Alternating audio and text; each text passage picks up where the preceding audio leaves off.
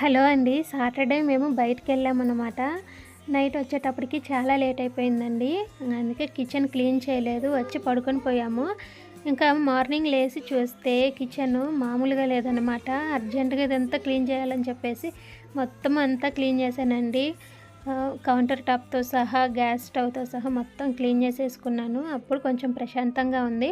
ఇంకా అప్పటికే 8 అయిపోయిందండి. ఇంక పిల్లల్ని లేపి రెడీ చేయాల్సింది. అందుకని చెప్పేసి ఇక ఈజీగా అయ్యే టిఫిన్ చేద్దామని చెప్పి ఉప్మా చేశానండి. ఇక పిల్లల్ని లేపి వాళ్ళకి తలస్నానం చేయించి, మండే కదండీ! తలస్నానం చేయించి రెడీ చేశాననమాట. ఇంకా లంచ్ బ్యాగ్ అయితే పెట్టలేదండి ఈరోజు. ఆఫ్టర్‌నూన్ తీసుకెళ్ళి ఇచ్చాను.